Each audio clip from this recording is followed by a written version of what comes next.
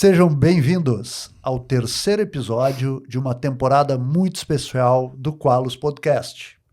O Qualos Podcast é um programa que reúne os principais nomes da área da gastroenterologia, endoscopia digestiva e outras especialidades afim do trato gastrointestinal.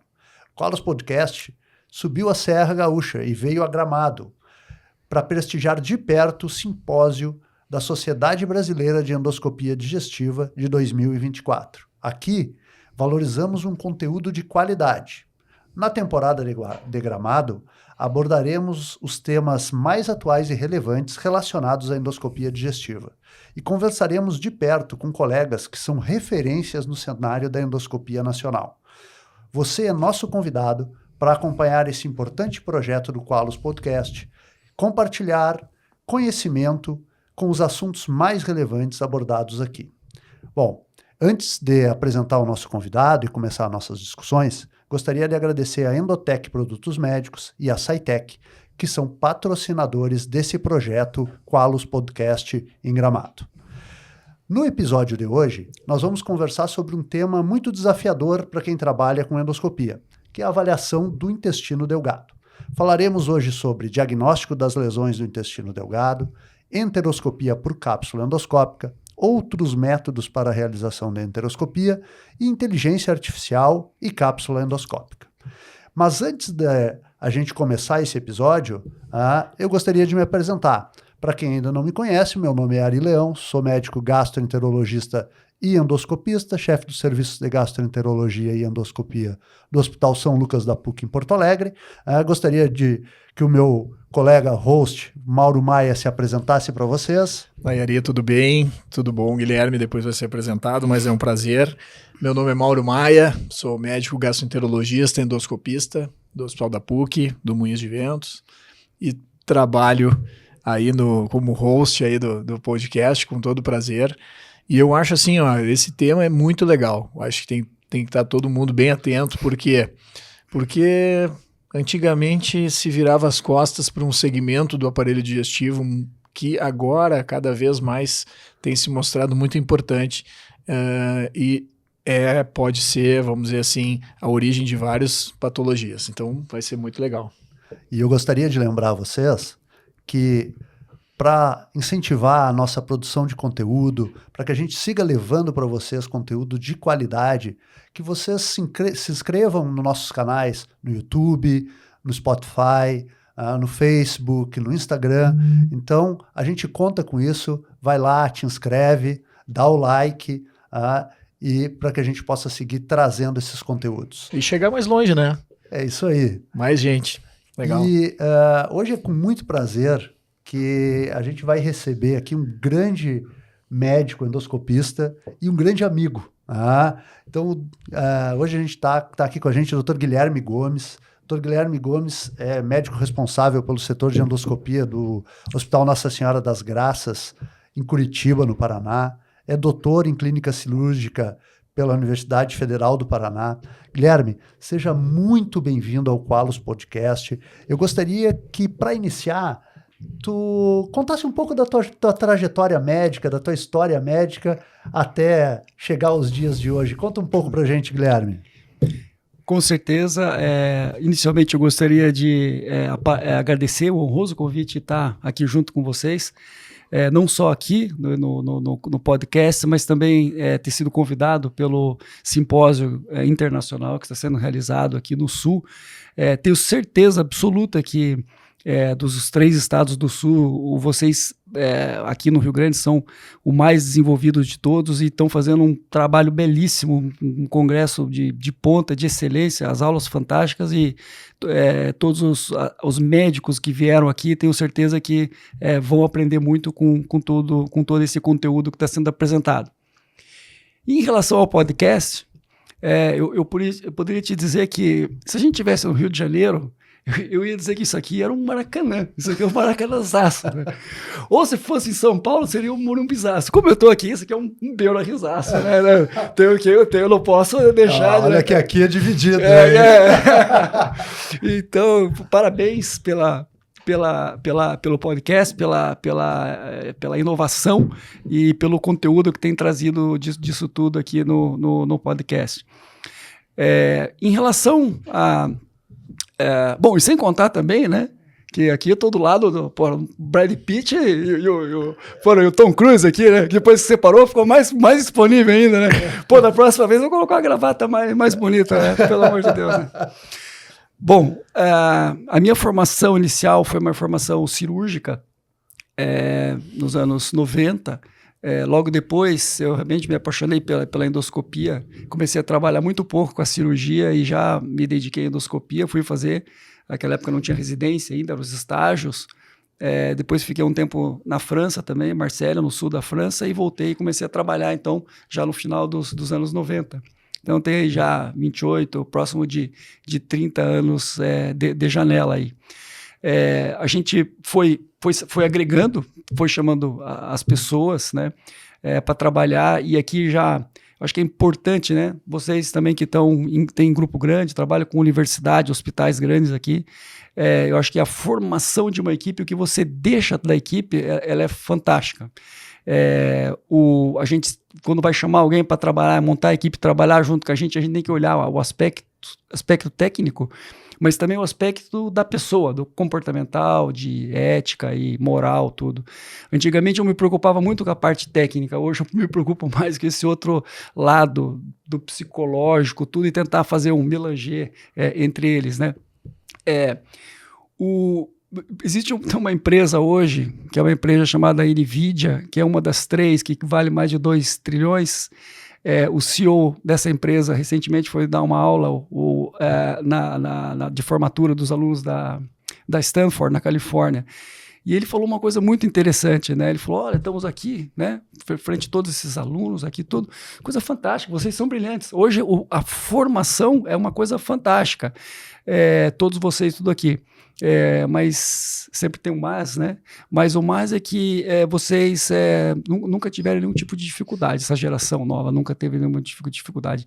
E a falta de ter uma dificuldade não leva à persistência e à resiliência. Então é isso que a gente vê hoje em dia, quando a gente vai chamar alguém para trabalhar junto com a gente sente essa dificuldade dessa nova geração, e nós como médicos e gestores também, o que fazer para interagir, trazer essa geração millennials junto com a nossa geração X, né? Então, se aqui no nosso podcast a gente tivesse 500, 1.000, 2.000 pessoas assistindo, né? Era muito fácil saber quem que é da geração X e quem que é millennial, muito fácil. Você poderia transmitir duas fotos, né? A foto A e a foto B, certo? A foto A, você coloca um Quixote.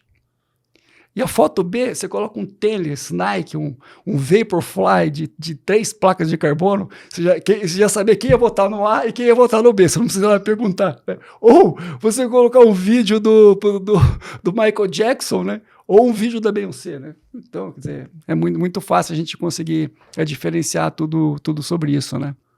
Ainda, em relação ainda à formação, eu acho que vale a pena falar um pouco de como eu cheguei no intestino delgado, né? Eu acho que isso vale a pena fazer esse comentário,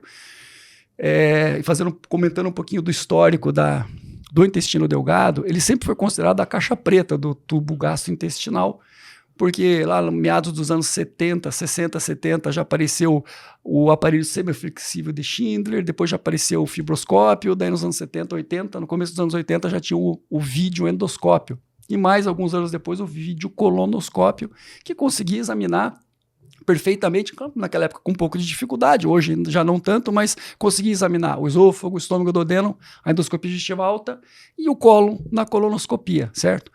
O intestino delgado, dentro da luz não existia nenhum exame. Existia lá um raio-x, estava começando a tomografia e tal, mas você ia ter uma visualização da parede do órgão, do intestino delgado. E a gente tem lá em torno de 5 a 7 metros de intestino delgado, né? Então, nos anos 90, existia a Endoscopy publicou um artigo muito interessante que ele cunhava o termo no intestino delgado como a caixa preta, né? Porque você não conseguia ver lá. Então, todos nós sabemos o quão difícil era avaliar um paciente que tinha um sangramento e você fazia endoscopia normal, colonoscopia normal e o paciente continuava sangrando. Muitas vezes ele acabava numa cirurgia, você fazia a cirurgia, não achava nada e o paciente continuava sangrando de novo. Então isso acontece até isso hoje em dia. Em 1980 começou um projeto em Israel de um engenheiro chamado Idan, que trabalhava no setor científico do exército de Israel, chamado Rafael, e ele já começou esse projeto da cápsula endoscópica. Que é a cápsula endoscópica? É uma câmera fotográfica em formato de comprimido, que o paciente engole, vai tirando 2 fotos por segundo e vai transitando pelo intestino delgado, vai tirando fotos e dessa maneira consegue se registrar dentro da luz do intestino delgado.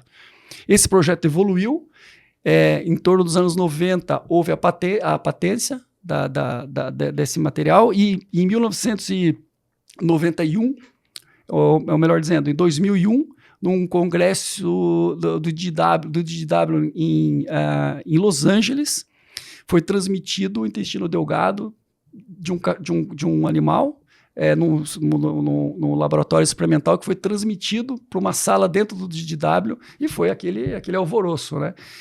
Isso em 2001. E logo em seguida já começou a ser comercializado e daí a história da cápsula endoscópica, né? Aí, 2 anos depois, veio a enteroscopia, certo? A enteroscopia veio no sentido, é um aparelho, né, dedicado, muito parecido com o aparelho de endoscopia e de colonoscopia. Ele é um pouquinho mais longo, tem 2,10 metros e tem um overtube que você coloca. Tem um balão no overtube e tem um balão que você coloca na ponta do aparelho. Dessa maneira, com esse esquema de overtube e com os balões, você consegue fixar o meso do intestino delgado. Porque o grande problema de examinar o intestino delgado é justamente pelo fato de o meso ser muito flexível e você não ter um apoio para introduzir, para dar o torque do aparelho. E dessa maneira você conseguia fazer isso. Então eu vou te interromper e vou fazer uma pergunta para o Mauro. Agora eu vou botar ele numa saia justa. O Mauro, faço endoscopia, faço colonoscopia.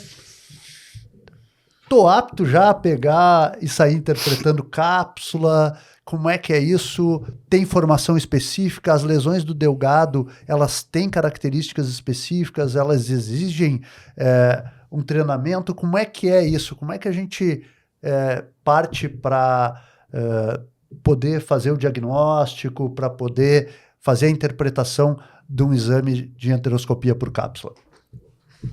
Eu acho que daí isso... Muito legal, né? O Guilherme veio com uma introdução muito moderna, assim, né? E eu acho que o pessoal hoje não está saindo da zona de conforto, né? Esse é um tempo, né? Tá muito habituado, tá tudo prontinho e tal, e não sai da zona de conforto, né? Então, eu acho que essa nova tecnologia que veio, a cápsula, a enteroscopia, o alvoroço, eu digo que é a zona de conforto. Tirou o endoscopista de uma zona que estava, não, tá tudo bem, o delgado não dá para examinar.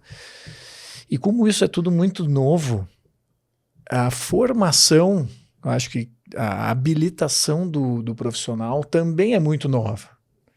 Eu acho que a gente ainda não tem muitas respostas. Mas vamos dividir o estudo do intestino delgado endoscópico em praticamente 2 questões, vamos dizer, tem 2 arsenal, vamos dizer assim, 2 armas terapêuticas diagnósticas, vamos dizer, não terapêuticas, diagnósticas. Um lado é a cápsula que o Guilherme colocou bem, da história e tudo, e outro lado é a enteroscopia. São 2 exames totalmente diferentes. Eles vão ter vamos dizer assim, um objetivo semelhante. Semelhante, eu digo, porque a enteroscopia, ela tem um objetivo terapêutico. E a cápsula, ela tem uma outra questão, outro objetivo. Então, o que é mais fácil de a gente treinar? Claro que vai ser a cápsula, porque a gente vai dar que nem o Guilherme comentou, uma cápsula, vai filmar o intestino delgado sem a interferência do endoscopista, A cápsula, ela progride de uma forma, né, automática. E a enteroscopia é totalmente diferente. O médico endoscopista que vai fazer o exame, ele que vai tecnicamente fazer o exame. Então, são 2 treinamentos diferentes. O aprendizado das imagens, a gente vai aprendendo como que é o preparo de se fazer uma cápsula, de fazer uma enteroscopia. O tempo de enteroscopia, ele demora mais, é um procedimento muito mais, ele é feito na mesma sala da endoscopia, às vezes com anestesia, com sedação profunda, tem que ter um anestesista. Então ele é diferente da cápsula. Muitas vezes a cápsula o paciente vai para casa. Né? Existem cápsulas hoje que o paciente pode ir para casa e entrega a cápsula no outro dia para o médico. Né? Tem cápsulas que têm que ser entregues. Então isso a gente pode abordar depois. Mas o treinamento é totalmente diferente. Então isso requer um tempo, requer uma dedicação, horas mais para a enteroscopia. Né? Então esse é meu ponto de vista. E hoje, atualmente, onde é que tu vê o grande uso da cápsula, as maiores indicações da cápsula, Guilherme? A gente sabe que recentemente a ANS ela englobou no rol a cápsula endoscópica. Onde é que está o maior uso da cápsula hoje?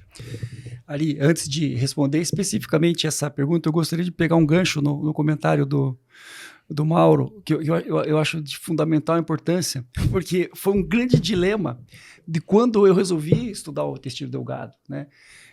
Quando eu resolvi, eu posso resumir isso em 2 partes, né?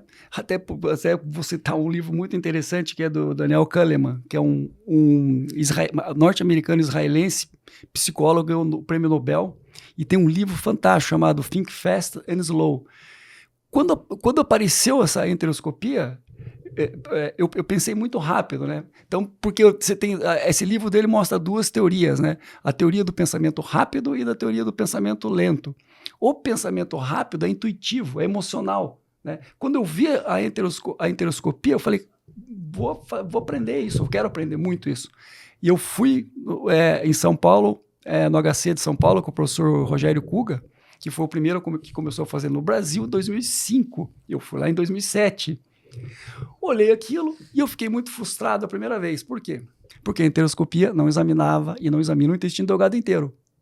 Eu falei, puxa, mas então se eu tiver um paciente frente ao sangramento, como é que vai ser? Mas se você quiser examinar inteiro, você vai ter que examinar por cima ou por baixo. Ou fazer a cápsula endoscópica. Eu voltei, né, para casa e falei... Aquilo não, martelando. Não, aí eu thinking slow.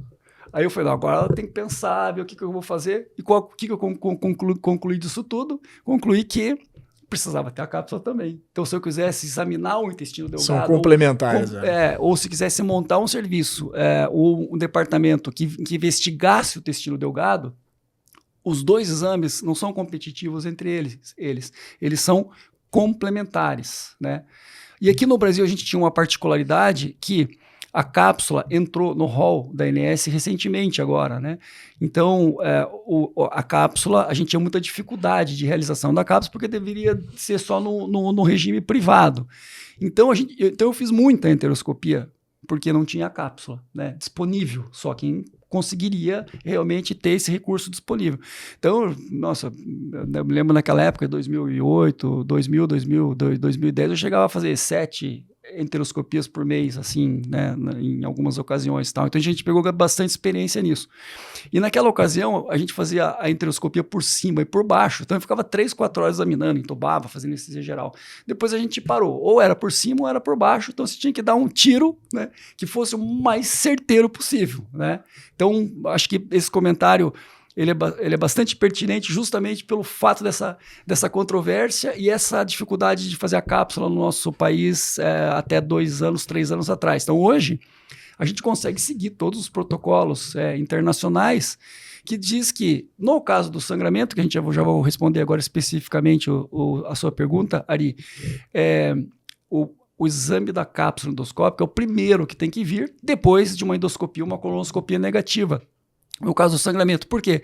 Porque é um exame não invasivo, é um exame que é ambulatorial, é um exame que não depende de anestesia, Então, o paciente pode estar clinicamente comprometido, que não vai ter nenhum tipo de dificuldade ou nenhuma interferência.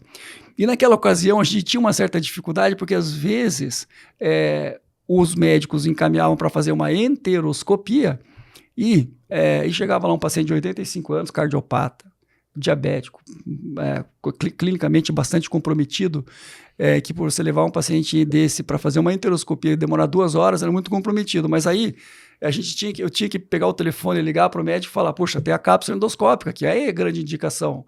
Só que naquela época, a cápsula não era coberta pelas operadoras. Então, você tinha que ter um jeitinho para falar, porque dava a impressão que você poderia ter um pouco de efeito comercial nisso tudo, tal, né? Hoje, felizmente, já não tem mais esse problema. Então, a gente, né, pode ligar tranquilamente. Fica tranquilo que as operadoras estão tudo aí, tudo. Então, respondendo objetivamente a tua pergunta, Ari, a indicação da cápsula endoscópica é para investigar as lesões do intestino delgado. Então, quais são as principais lesões no intestino delgado que você está indicado de realização da cápsula? De longe, né, a principal indicação é o sangramento digestivo, certo? Ou seja, em forma de anemia, né, ou em forma de sangue visível através das fezes, certo? A outra indicação é para doença celíaca. Não é a primeira indicação, mas tem algumas indicações que pode ser realizada. A outra são para tumores, né? Para tumores também, eventualmente, você pode utilizar a cápsula endoscópica. E a última para doença de Crohn, suspeita de doença de Crohn ou doença de Crohn bem estabelecida, também tem umas diferenças entre eles, certo? E por último, as poliposes familiares, né? Talvez a polipose familiar, o PAF, e a síndrome de Peutz-Jeghers, que eu tenho, a gente tem, é uma doença rara, né? A gente tem algumas famílias que a gente trata lá, que a gente pode ir comentando durante a sequência daí. Tá? E Guilherme, e para a realização da cápsula endoscópica, como é que está na rotina de vocês? Vocês estão usando o preparo com o PEG, com o polietileno glicol, ou vocês estão só deixando o jejum e pedindo e orientando o paciente que tome bastante líquido, pelo menos 1,5 litro? Como é que vocês estão fazendo isso? Porque há uma evolução nisso aí, né? Esse outro ponto é bastante controverso também.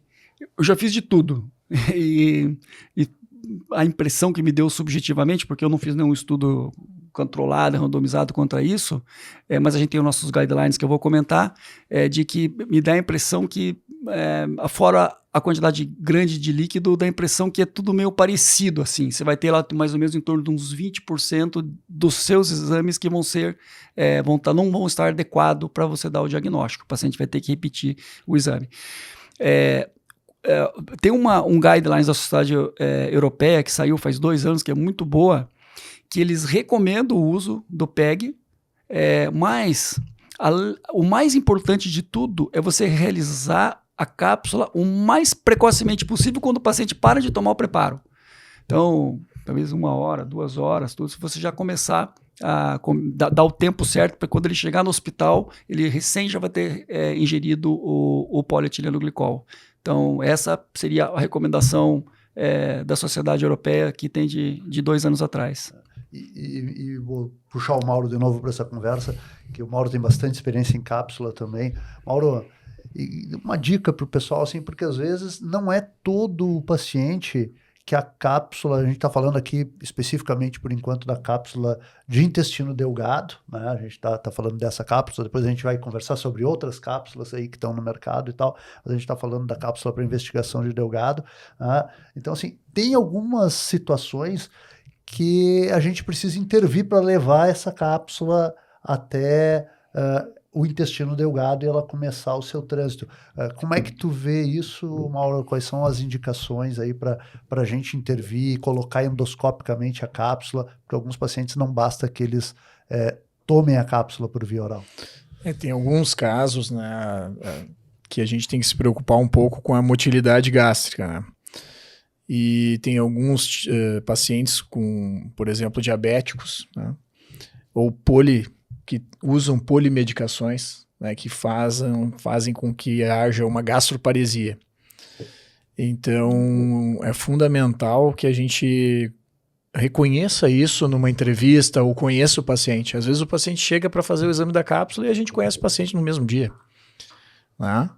Então, isso é muito importante a gente tentar detectar isso, porque a gente pode lançar mão de algumas, uma propedêutica, vamos dizer assim, e para tentar resolver isso.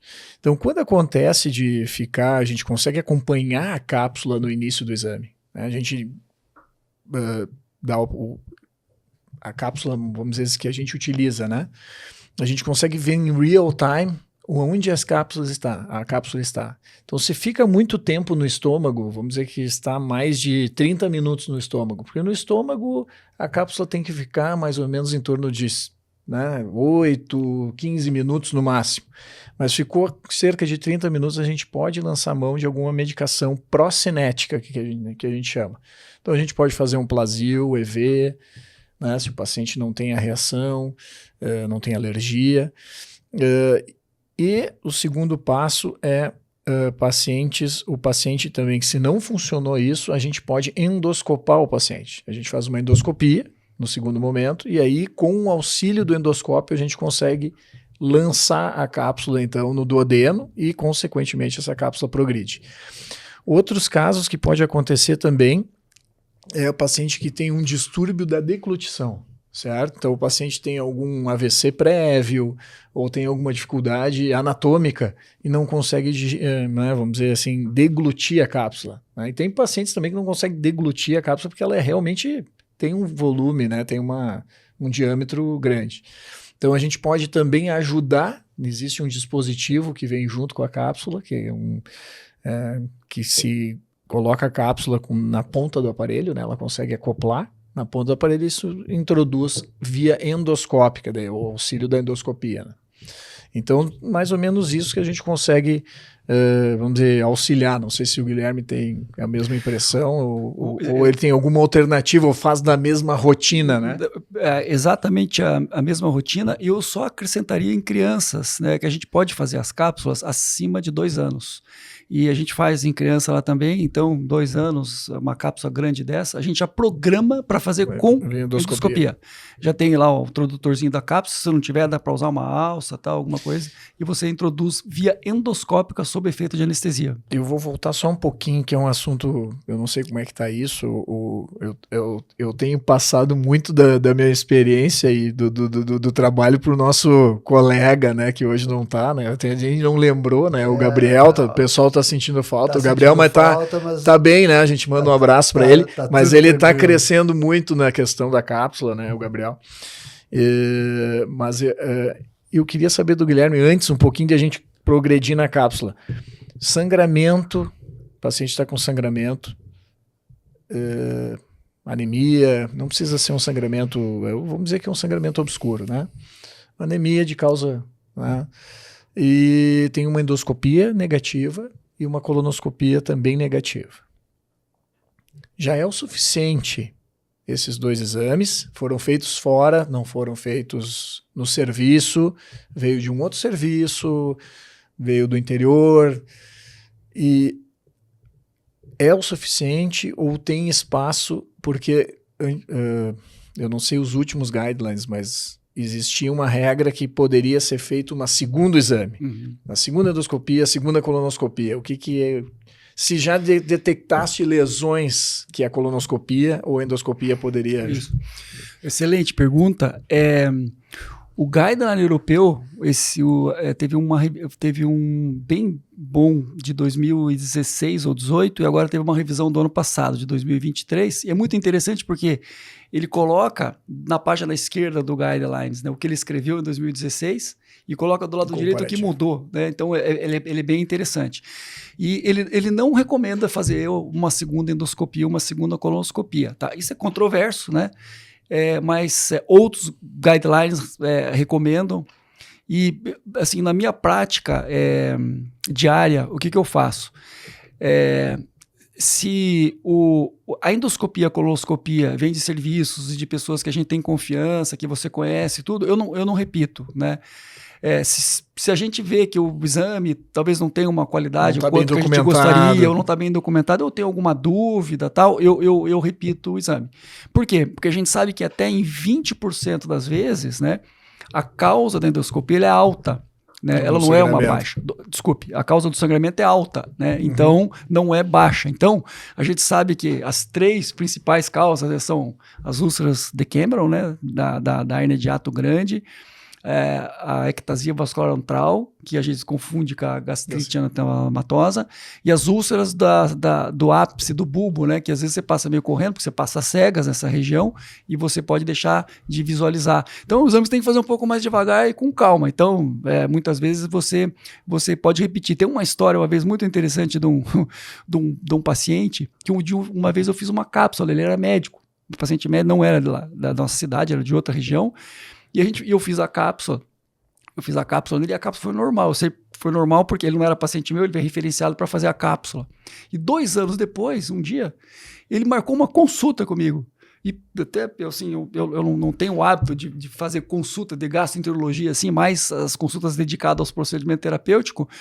E ele falou, fazem 3 anos que eu tenho anemia, e eu já fiz de tudo, não sei mais o que fazer, né? Fiz cápsula, inclusive, e tem dados da literatura que mostram que pacientes que têm anemia ou têm sangramento e faz uma cápsula, né, você não precisa fazer outra. Você encerra a investigação ali, né? Que a cápsula é um exame que tem uma sensibilidade, especificidade boa, né?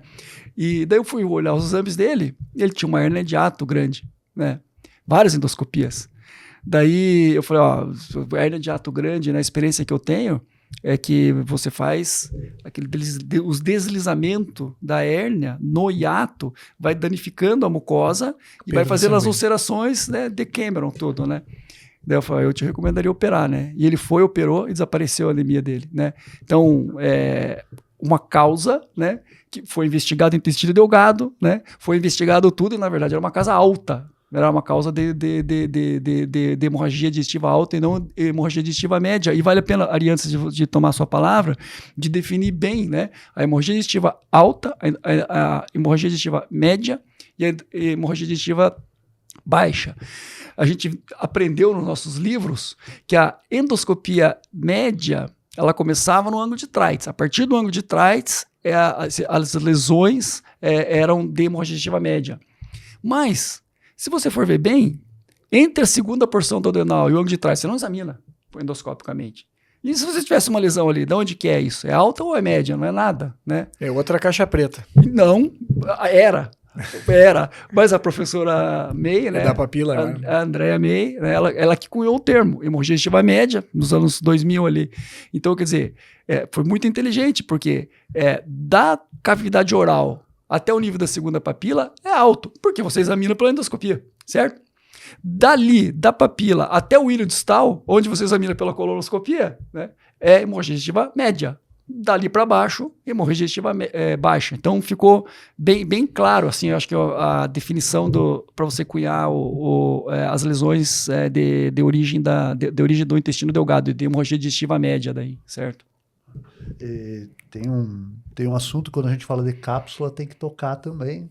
E às vezes até ele é um pouco superestimado, né? Mas são os efeitos adversos da cápsula endoscópica. E o mais temido deles é a impactação. Como é que é na tua prática, Guilherme, os casos de impactação? A gente tem como tentar evitar isso? A gente faz algum estudo prévio? Como é que tu maneja essa questão da prevenção da impactação da cápsula? Exato. Na minha prática diária, eu tive 2 casos de impactação. Um caso, ela acabou saindo espontaneamente depois. E o outro caso, o paciente foi operado, até porque tem alguns dados interessantes da literatura que falam que às vezes quando a cápsula impacta, ela já é diagnóstica. Né? Principalmente em doença de Crohn. Não que você vai fazer para fazer a impactação, nada disso, né? Mas se acontecer, né, ela é diagnóstica, né? Existe uma cápsula, que é uma cápsula de retenção, que é uma cápsula que ela é radiopaca, ela se desmancha depois com o tempo, que é a né? cápsula de patência, né? É Da isso. Philcam. Exato, é a cápsula de patência, né? Que ela pode ser utilizada naqueles casos que você tem uma suspeita que possa ter uma área de estreitamento no intestino delgado. Então, funciona da seguinte maneira. Se você tem... se o paciente não tem sintoma nenhum de obstrução, 0 sintoma de obstrução, certo? E tem uma suspeita de doença de Crohn, né? Você não precisa fazer a cápsula de patência e você pode fazer a cápsula normal, porque a chance de ter uma impactação é muito pequena, tá? Se o paciente já tem doença de Crohn, né? Já tem doença de Crohn, tá? E não tem sintoma de impactação, você também não precisa, sintomas obstrutivos você também não precisa fazer. Mas se existem sintomas obstrutivos, aí sim, você é obrigado a fazer, né? Salvo, porque o paciente vai ter alto risco de ter impactação. Lembrar que a impactação, ela não traz tanta morbidade assim, né? Em torno de 1% das vezes só o paciente vai precisar de uma cirurgia de emergência. Então... É claro que daí a impactação ficou parado lá, você vai precisar fazer alguma coisa, né? Se o paciente muitas vezes vai precisar de uma cirurgia para fazer um diagnóstico definitivo, porque impactou e ele vai ter indicação cirúrgica, já vai ser feito dessa maneira. Mas se não tiver a indicação cirúrgica, né, daí está indicada a enteroscopia de duplo balão para retirada endoscópica. E a gente vê que na literatura, revisando a literatura, a média de impactação geral em torno de 1,5%. E nos casos de doença de Crohn, que a gente fica com essa expectativa que a impactação ia ser muito alta, mas a média 2,5%. É mais alta, mas não é alguma coisa assim que esteja fora da curva, né? Eu acho que o uso da cápsula de patência, ela, nessa prevenção, ela se coloca bastante. A gente falando de Crohn, a gente tem uma novidade, né? Que é a cápsula de Crohn, que foi lançada recentemente, né? E o que ela muda, né, da cápsula do delgado. Então, primeiro muda que o preparo que tem que ser feito é o mesmo preparo de colonoscopia, né? Porque é uma cápsula que visa a gente visualizar todo o trato gastrointestinal, né? Então, já que a doença de Crohn é uma doença que pode acometer aí da boca ao ânus, todo o tubo digestivo, então ela é uma cápsula diferente, com uma capacidade de aquisição de imagens maior do que a cápsula normal de delgado. Tu tem visto, o que tu tem visto sobre a questão do uso? Tu já tem experiência no uso? Não tenho experiência, e o que eu vejo assim dos coloproctologistas que estudam bastante doença inflamatória, eles utilizam bastante as imagens de enterorressonância para poder ter uma visão global da doença, não só exatamente de dentro da mucosa, mas da parede, né? Então eles conseguem estudar uma extensão maior da doença, em sentidos de áreas focais ou um pouco maiores, mesmo de diminuição de calibre da luz, tudo. A enterorressonância, ela consegue dar uma visão muito boa na doença de Crohn.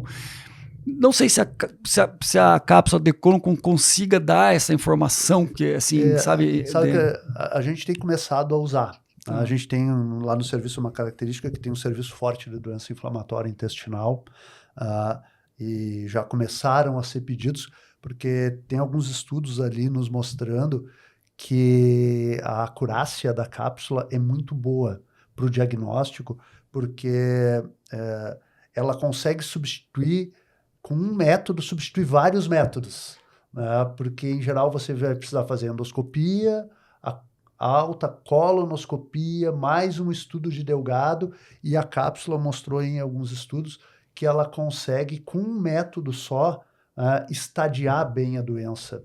Então, o que a gente tem visto é que, sim, a cápsula de delgado, a cápsula de Crohn, ela tem e está se mostrando com uma importância tanto no diagnóstico quanto no segmento desses pacientes. Então, eu acho que eu vejo com bons olhos a cápsula na doença de Crohn. Eu acho que essa tecnologia nova, ela está vindo para nos auxiliar, para agregar. Eu acho que é uma questão também da gente acostumar com essa nova tecnologia, mas eu tenho visto cada vez mais aí um crescimento e alguns trabalhos comparativos com a enterorressonância, né? e com estudo ultrassonográfico também, ela vem mostrando aí que ela é equivalente e tem até em determinados estudos. Claro, os estudos são pequenos ainda, né? Não são estudos, não são ensaios clínicos e tal, mas ela vem mostrando aí uma sobreposição importante com o resultado aí com esses métodos aí também. E uma coisa que eu queria entrar, e aí eu me lembro bem, quando eu comecei a ver a primeira vez que eu tive contato com a cápsula endoscópica, que foi ali por uns anos de 2009, mais ou menos. E aí eu me lembro que eu brincava com o pessoal do serviço que fazia cápsula, que assim, vamos preparar uma pipoca, pegar um refrigerante e vamos ver um filme de 2 horas. E aí depois, se não bastasse, tu passava para outro dar uma conferida. Então, assim, a questão da interpretação da cápsula, ela era trabalhosa, né? Então, e hoje, como é que está isso? Como é que está essa interpretação? O que mudou? Pode mudar com a inteligência artificial, né? Realmente, é um exame custoso, assim, no sentido do time consuming, né? Porque a gente fica bastante tempo ali no computador, você tem que... Primeira vez você pode passar mais lento, depois você passa um pouco mais rápido, mas sempre pelo menos 2 passadas você vai ter que olhar o teu vídeo inteiro. E às vezes aquele exame que fica a cápsula parada, né? E fica muita imagem repetida. Então, é um exame que demora para você ficar vendo, porque ela fica parada ali, né? Você adianta um pouquinho, mas depois quando ela anda, você diminui um pouco. Aonde que a inteligência artificial ela pode ajudar? Ela pode ajudar no sentido dela retirar as imagens repetidas, né? Ou ela retirar 50% das imagens que não tem uma qualidade boa. Então, você ensina o teu software, né? Lá o software de inteligência artificial baseado no CNN, né? Das convolucionais neuronal convolucionais, de que esta imagem é boa, essa imagem não é boa. Então, as imagens que não são boas, o software tira. Dessa maneira, você consegue diminuir mais ou menos, alguns estudos mostram 30% do tempo, basicamente, né? Mas, quando a gente começa a ver alguns estudos mais recentes, eles falam assim, é um pouco controverso, falam assim, mais ou menos. Porque no mesmo tempo que a tua inteligência artificial, ela tira as imagens ruins e você ganha tempo, ela para aumentar a acurácia na detecção das lesões, né, você vai ter que ficar mais tempo olhando, né, ou passar mais de uma vez nas áreas que ele marca para você, que ali provavelmente vai ter uma lesão.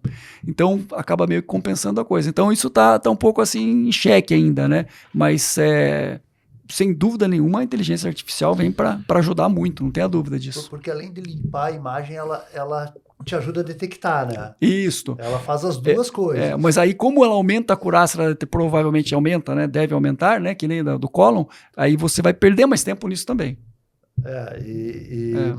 Mas eu vejo que eu acho que de todas as inteligências artificiais que a gente está usando na parte endoscópica, eu acho que a que mais evoluiu ainda é a da enteroscopia por cápsula. Então, o que tu acha? Então eu acho sim, e eu ainda gostaria de provocar vocês da seguinte maneira. O que vocês achariam mais interessante? Você marcar ali a inteligência artificial, né? E ele já vai dar para você onde você tem que olhar mais como primeira vez, certo? Você fazer real time com a inteligência artificial, como você faz na colonoscopia, né, no CADAI, tá? Ou você fazer a tua avaliação normal, como um observador normal, e no final utilizar a inteligência artificial até para você fazer um teste para você mesmo, para ver se você não viu alguma lesão ou não, né? Então, quer dizer, essa resposta não existe ainda, entendeu? Mas assim, eu estou provocando vocês... É muito novo, né? Eu estou provocando vocês para ver o que vocês acham, entendeu? O que vocês achariam que poderia ser interessante. O que eu penso da interpretação da cápsula tem uma característica que tem uma utilidade muito grande. Na endoscopia convencional, a gente não consegue dar para trás assim e ver de novo, né? Terminou o exame, acabou. O exame da cápsula está ali disponível. Tu pode ir para frente, para trás. Não, mas para aí, agora eu peguei meio que no sono aqui, me deu uma coisa, eu vou ver de novo. Então tu pode ir para trás, para frente, o exame está feito e está documentado. É como se a gente fosse fazer uma endoscopia e gravasse todas as endoscopias por vídeo. E depois eu olhava o exame, não, mas eu estou indo para trás, mas passei um negócio aqui. Então, essa é uma característica muito interessante da cápsula. Agora, a gente vai ter que aprender, e isso talvez fazendo um comparativo de estudo, olhando de um jeito, depois passando a inteligência artificial e comparando e tal, isso nós vamos ter resposta no futuro. Mas a cápsula, ela talvez foi uma das primeiras inteligências artificiais que veio. Né? Se a gente for ver bem, o que tinha, o que a gente via na cápsula é uma coisa muito interessante. Eu estava fazendo o exame da cápsula e dependendo do software da cápsula, a gente conseguia abrir um atlas junto. Então a gente via imagens que foram sugestivas das lesões e mais ou menos os diagnósticos. Isso. E isso foi intercalando e a gente tinha esse auxílio diagnóstico. Então, se for pensar bem, a cápsula é mais ou menos uma precursora de uma certa inteligência de auxílio. Que a inteligência artificial, ela ajuda, assim, ela tem que dar a informação para ti prontamente. A gente tem que ter um auxílio visual. E a cápsula tinha um auxílio diagnóstico. Perfeito, comentário perfeito. Às vezes, o que eu vejo, assim, é que a lesão que você quer ver, ela tá ali. Você volta milhões de vezes que você quiser, mas às vezes o frame que você tá, ela passa meio rápido, você olha, você volta de novo. Pode ser alguma coisa. Aí você fala, putz, mas se eu tivesse um aparelho que eu pudesse parar, insuflar, aspirar, olhar melhor, tal, jogar um corante, mas... Então, às vezes, eu tenho essa impressão de que ela passou rápido demais, gravou, mas não foi exatamente aquele frame que você vê a lesão de frente, assim, né? Ela ficou meio de lado e tal, e você não vê ela muito bem. Né? Ela vem pegando, captando e girando. E tem uma cápsula que também é uma cápsula interessante e tem seus usos, e não sei a experiência de vocês, é a cápsula de Collum. Né? Então, assim, tem alguma experiência, Guilherme? Tu acha que tem indicação, tem espaço para a cápsula de Collum? O que tu acha? Não, tem, sem dúvida nenhuma.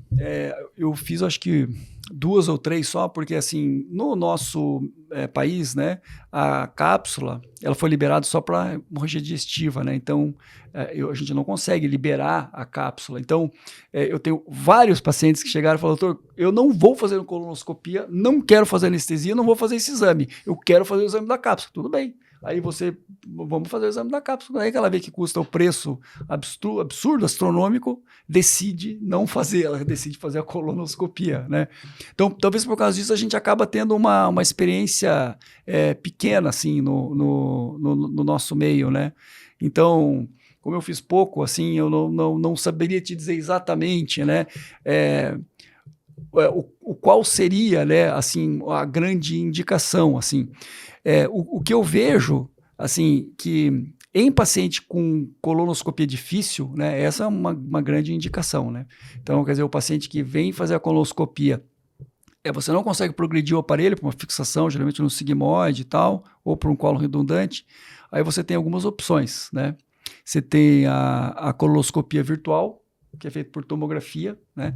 Você tem a enteroscopia de duplo balão, né? Que a gente usa para investigar o delgado, mas pelo fato dele ter o overtube que fixa, né, em cima do colo onde não está passando, você consegue examinar o intestino delgado e a cápsula endoscópica, né? Por outro lado, muitas vezes o paciente vem querendo fazer a cápsula, até nem tanto por causa da endoscopia, tudo tal, mas é por causa do preparo, né? É por causa do preparo. Tanto qualquer exame que você vai fazer para examinar o colo, você vai ter que preparar. Seja a colonoscopia virtual, seja a cápsula endoscópica, seja a enteroscopia de duplo balão, vai ter que fazer o preparo do colo. Né? Então... Eu acho que é bem limitado, né, Ari, Guilherme, a questão da cápsula do colo. Ela fica muito limitada, né, porque... E como é que vai justificar para o paciente, né? O objetivo de examinar o intestino, na maioria das vezes, é para a gente detectar lesões e prevenir o câncer coloretal, na maioria das vezes. Às vezes é diagnóstico, diarreia, alguma coisa assim, para ver outras doenças. Mas na maioria das vezes é assim. E como é que a gente vai ter esse objetivo com a cápsula, só vai fazer diagnóstico, né? Então tem que explicar para o paciente que ele pode ser que a cápsula, ela crie uma possibilidade de ele fazer um exame, uma nova colonoscopia, ou se é difícil, vai fazer uma enteroscopia para retirar a lesão. Perfeito. Né? Então, assim, eu acho que limita muito. Agora tem uma questão... precisas, né? Isso, tem alguma coisa interessante que a cápsula do cólon, ela tem algumas características, até o Guilherme pode falar melhor, que talvez auxilie até para o paciente, porque às vezes a gente viu que ela tem uma característica de captura de imagens, que às vezes ela é interessante até para o delgado também, né? Que é a panendoscopia, né? Isso, que é a panendoscopia. Então, isso é uma coisa bem interessante. E ela veio para, na verdade, a gente talvez até melhorar um pouco o diagnóstico nas questões de todas a cápsula endoscópica do colo, ela é ativada, né? Algumas horas depois, que ela é para não ver o dorme um pouquinho, dorme um pouquinho, né? Mas tem um comando no aparelho que você já começa a gravar ela desde o começo, né? Ctrl, Alt, alguma coisa ali, você coloca o comando e esse comando faz ela gravar. Então você consegue fazer o exame do intestino delgado e o exame do cólon, né? Que é o da panendoscopia. E ela tem um grau de visualização melhor. Não, e também pelo fato de que a gente sabe que a cápsula convencional do delgado, ela tira as 2 fotos por segundo, né? Um pouco, de uma forma estática. A do colo, ela pode tirar até 20 por segundo, dependendo da velocidade que ela corre. Então, se ela correr muito rápido, porque o colo tem o calibre maior, ela tira mais fotos. Tira bem mais fotos, né? Então, justamente para não deixar uma parte do segmento sem examinar, só 2 fotos por segundo talvez seja muito pouco, né? Então, é uma possibilidade, né, da panendoscopia de fazer 2 exames em um só. Tem que fazer um preparo só, examina o intestino delgado e examina o colo, não precisando fazer uma colonoscopia. Eu vejo na colonoscopia incompleta, e pacientes com alto risco para a realização de colonoscopia também, eu vejo mais aí a indicação da cápsula de cólon. Também não vejo ela como rotina de screening até o momento. Às vezes a gente se surpreende porque muitas tecnologias, ao passar dos anos, elas vão barateando, né? E elas vão ficando acessíveis e pode elas se inserirem em outro nicho. Acho que é mais uma ferramenta que a gente tem que saber que pelo menos que ela existe. É uma alternativa. E eu queria, assim, antes da gente terminar, a gente falar um pouquinho sobre a enteroscopia tradicional, né? Então, assim, os métodos, a gente sabe que tem endoscopia de duplo balão, a single balão, a gente tinha a espiral que foi descontinuada, né? Por efeitos adversos, e aí ela acabou sendo descontinuada. Nos conta um pouco da tua experiência, porque tu tem bastante experiência em enteroscopia. Quais são as principais indicações, as dificuldades que se encontra? Às vezes a gente fica assim, mas e faz via oral, faz via colonoscopia. Como é que é isso, Guilherme? Exato. Então, no começo, como eu disse, né, você tinha os 2 métodos, a cápsula e a enteroscopia. Como aqui no nosso meio a gente não tinha cápsula, a gente acabava utilizando muito a enteroscopia como método diagnóstico. E muitas vezes a gente tinha aquele dilema, mas eu vou fazer por cima ou vou fazer por baixo. Então você tinha que ir ali, olhar a idade do paciente, você olhava se... eu sempre procurava fazer uma tomografia para ver se tinha um espessamento lá no jejum ou no ilho, para ver se era melena ou se era enterorragia, para você tentar dar um tiro só, né? Muitas vezes, se o tiro não fosse normal, né, você teria que depois refazer a segunda enteroscopia pela outra rota.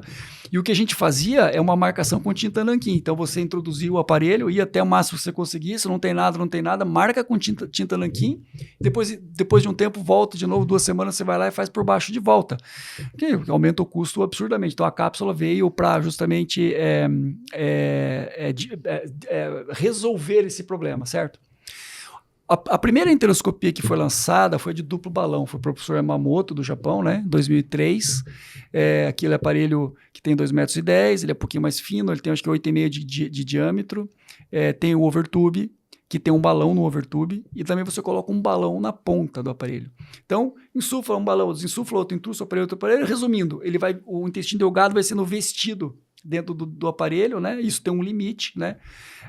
Confesso para você que eu consegui fazer uma enteroscopia total até hoje só, e quando você vê os dados japoneses, tem em torno de 30%, né? Mas o que eu acho bastante interessante é que uma vez eu estava num gastrão em São Paulo e o professor Yamamoto estava fazendo uma enteroscopia por baixo, né? Ele é um monstro, né? Um endoscopista, um exímio endoscopista, e ele tem toda a técnicazinha dele, vai indo e tal, e daí o professor Ackerman, que estava introduzindo o overtube motorizado, né? Isso já 10, 15 anos atrás, estava fazendo por cima, né? Um na sala, outro na outra, né? E ali o professor Yamamoto ali tinha andado uns 100 centímetros ali, tudo, de repente, ele estava indo por baixo. E o professor Ackerman estava indo por cima. De repente, vamos mudar a sala aqui, vamos na sala do professor Ackerman. De repente, ele introduziu o aparelho pela cavidade oral, e o aparelho tinha saído pelo ânus. Ele estava iluminando o aparelho pelo ânus, assim, uma coisa assim, assustadora, assim, né? Eu falei, nossa, uma coisa assustadora. Mas aí, a espirometria deu muito problema, o overtube com espiral deu alguns problemas, tudo tal, mas hoje ele voltou, já vou comentar, ele voltou. Então essa endoscopia de duplo balão foi a primeira. Depois, mais recentemente, agora vem a endoscopia de um balão só, que é da Olympus, né? E que estudos que comparam os dois métodos, tá? Eles têm mais ou menos a mesma profundidade de profundidade de inserção do aparelho, ou seja, 220, 240 metros. Então eles chegam mais ou menos a mesma. Eu confesso para você, eu faço de duplo balão desde o começo, e de vez em quando falta o balão da ponta para colocar, e eu acabo usando o balão só do overtube, eu acabo fazendo uma de único balão na de duplo balão, certo? Sim. Não sei se tem muita diferença, assim, né? Não tenho nada de um dado subjetivo. Mas mais recentemente agora, a Olympus comprou a patente do overtube motorizado e lançou algumas coisas de uns 3 ou 4 anos atrás, um aparelho, né? Um novo, um enteroscópio novo com o overtube motorizado, ou seja, é um aparelho diferente, dedicado. Você não pode ter só o teu enteroscópio e usar o motorizado, o overtube motorizado. Então ele encaixa ali tudo, tal. E o que esse aparelho tem mostrado? Os estudos têm mostrado que ele tem um pouco mais de complicação, mas não é complicação grave. São complicações menores, né? Às vezes ele destaca aqui o overtube aqui na cavidade oval no esôfago. Às vezes tem um pouco de dificuldade de passagem no esôfago. Então tem aquela coisa, passa com fio guia, não passa com fio guia, tal, né? E ele vai um pouco mais profundo, assim, né? E a taxa de diagnóstico é a mesma, né? A taxa de diagnóstico é a mesma. Então, Guilherme, o que a enteroscopia pode fazer, né? Qual a diferença dela para a cápsula? Então o que ficou assim? Ficou assim... Os métodos são complementares, eles não são, eles não se competem, não são competitivos. Então, basicamente, respondendo grosseiramente a sua pergunta, a cápsula é um exame diagnóstico e a enteroscopia é um exame terapêutico. Vou dar um exemplo assim básico, tá? Você tem o teu pacientinho com hemorragia digestiva, tá, endoscopia normal, colon normal, cápsula, primeiro exame, tal, fez a cápsula, angiectasias no jejum no proximal. Como é que você vai tratar isso? Enteroscopia de duplo balão, ou de único balão, ou com espiral motorizado ou não. Então você vai entrar com o teu aparelhinho, vai chegar ali nas angiectasias e vai tratar de uma maneira térmica ou da maneira como você quiser, basicamente é com argônio, né? Vai usar o teu argônio e vai tratar as angiectasias, né? Outras situações, eu tenho um paciente com síndrome de Poiseuille, que são pacientes que têm as manchinhas, né, na cavidade oral, pode ter no esôfago e tal, e tem os pólipos do intestino delgado, que são pólipos amatomatosos. Aí cuidar desses pacientes, que ele pode ter maior chance de ter câncer de estômago, de pâncreas, mulheres, ginecológico, de mama e tal. São pacientes jovens e geralmente tem mais gente da família. Pode ter centenas de pólipos, dezenas, depende. Quando o pólipo tem mais do que 15 milímetros, tem a indicação da retirada endoscópica. Por quê? Porque o pólipo cresce e vai fazer a intussuscepção.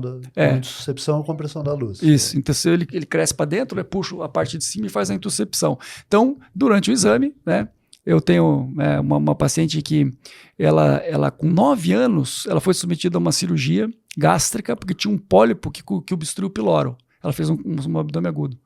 Com 18, com 17 anos, ela fez uma cirurgia para tirar um pólipo da segunda porção do adenal. Daí ela veio consultar, isso já 15 anos atrás, ela veio constar quando ela tinha 18 anos, daí a gente fez diagnóstico de síndrome de Poiseuille. Eu cuido dela até hoje. Então, na primeira vez que eu examinei ela, eu tirei uns 10 pólipos, né? Daí a gente foi cuidando. Aí você pode, para não anestesiá-la a todo momento, você pode fazer os guidelines, recomendo a realização de enterorressonância ou enterotomo, para ver se tem algum pólipo maior, porque pólipo de 15, 10, 15, eles conseguem ver bem. E cresceu, você vai lá e tira, né? Então, outras indicações terapêuticas, introdução de prótese, você consegue fazer introdução de prótese, consegue fazer dilatação de doença de Crohn. A gente tem, acho que 1 ou 2 casos, tem que ter cuidado, né? Tem toda uma indicação. São estenoses curtas, né? Com menos de 5 centímetros, né? Tem indicação. Acima disso não tem indicação, porque não vai resolver endoscopicamente. Acho que basicamente era isso. E bem especificamente, assim, isso aí que está bem no período aí, né? Injeta na injectasia, nas lesões vasculares, injeta para fazer o argônio, dá para fazer o argônio, não tem complicação? Dá para fazer sem injetar. Assim,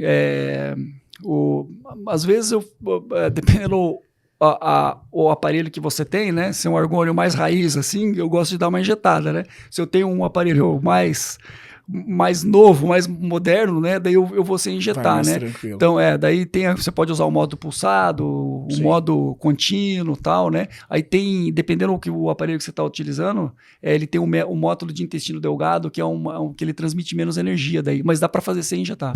E a enteroscopia sempre com CO2, Guilherme? Sempre com CO2. Sem dúvida nenhuma, melhora muito, porque se você ficar injetando ar 2 horas, 1h30, o dente acorda um balão. Acorda um balão. Então, enteroscopia, eu não abro mão também. Tranquilo. Tá? E uma outra indicação interessantíssima, aproveitando, é o exame do estômago excluso, né? Entendeu? Então, o paciente operado, principalmente do bypass, né? Eles, em determinados momentos, se ele começar a fazer anemia e sangramento, tudo, a indicação do uso da enteroscopia para examinar o estômago excluso. O professor Kuga, do HC de São Paulo, na década de 2000, no começo, em 2007, ele publicou um artigo que a gente consegue chegar em 87% das vezes, né? Ele fez na época, acho que era com 55 pacientes, né? A nossa experiência mostra menos, assim, eu não consigo chegar a 87%, eu chego um pouco menos do que isso, talvez 80%, 75%, 80%, talvez até um pouco menos, mas a gente examina bastante, porque com a cápsula endoscópica a gente diminuiu a indicação de sangramento, e parece que aumentou muito de estômago excluso. Então, estômago excluso, acho que eu devo ter mais, talvez uns mais do que 100 ou 150 casos examinados, então já vi de tudo, já vi úlcera, né? Úlcera, a gente vê bastante, deve ter uns 15 ou 20 casos de úlcera duodenal. A gente já viu, eu tenho 2 casos de tumor gástrico, que a gente conseguiu chegar no estômago excluso e fez o diagnóstico. Teve um caso muito interessante, que quando eu chegando no bulbo duodenal, a gente viu uma lesão que parecia uma lesão subepitelial, no ápice da lesão tinha uma úlcera, e quando você chegava perto, tinha uns grampos, né? Então, era uma migração, uma intuscepção do estômago excluso para o duodeno. Então, o estômago excluso migrava para o duodeno, a paciente tinha dor, né? Teve um outro caso muito interessante também, que era o paciente tinha feito uma cirurgia aberta e estava com sangramento, e começou a piorar demais, 1 ano já a cirurgia dele, e fazia 3 meses que ele estava com um episódio de sangramento, inclusive de uso derivado a 15 dias no final. E a gente fez a enteroscopia, tinha uma lesão, uma úlcera grande, parecia um giste ulcerado e tal, e sangrando durante o exame, né? O paciente foi para a cirurgia. Oi? Interessante, né? Foi para a cirurgia, até vou apresentar amanhã esse caso, foi no congresso, e era uma compressa, né? Era um gossipiboma. O termo técnico é esse, gossipiboma. Vem do grego, significa gosse é têxtil, algodão, e piboma é caverna, né? Então, que interessante. Bom, passou rápido de novo, né? O papo tá bom demais. Podia a gente ficar mais umas 2 horas aqui tranquilamente, mas a gente vai chegando ao fim de mais um episódio do Qualos Podcast. Eu gostaria de passar então a palavra para o Guilherme para ele fazer as considerações finais dele e agradecer muito ele. Muito obrigado, Guilherme. Muito obrigado, Guilherme. É sempre um prazer te receber no nosso conteúdo meio. Assim de fantástico, acho que a gente... Então, nas minhas considerações finais, eu que gostaria de agradecer, tanto pelo convite do Congresso internacional que vocês estão organizando, né? Volto a dizer mais uma vez que vocês aqui do Sul têm condições de fazer realmente esse congresso de uma maneira uma maneira fantástica, assim, que não deixa perder nenhum outro estado do nosso país. As aulas de padrão internacional, os professores, todos, e eu sei que a maioria foi tudo aqui do Sul mesmo, né? A maioria de vocês aqui. Gostaria também de, mais uma vez, estar muito feliz aqui de estar no nosso Beira Rio aqui, né? Eu sei que é um pouco controverso, mas boa. é um Beira Rio-zaço. É um Beira Rio-zaço. Deixa. Eu sei que é controverso, mas... É mais bonito que a arena. Vamos dizer. Controverso. E gostaria de terminar dizendo que, assim, na fase que a gente já está, né, aí com essas 30, 20, 25, 30 anos de janela, a gente ser convidado para isso, né, de vir e servir, me traz uma felicidade absolutamente enorme. Então, eu sou bastante grato a tudo isso. Muito obrigado. Bom, então, esperamos ter levado a todos os nossos ouvintes informações de qualidade, assuntos extremamente relevantes dentro da nossa área da endoscopia. E lembrar, não esqueça que para a gente seguir levando esse conteúdo, a gente seguir fazendo o nosso podcast, a gente precisa de vocês. Uma curtida, né? Curte, compartilha, te inscreve no canal e até o próximo episódio do Qualos Podcast.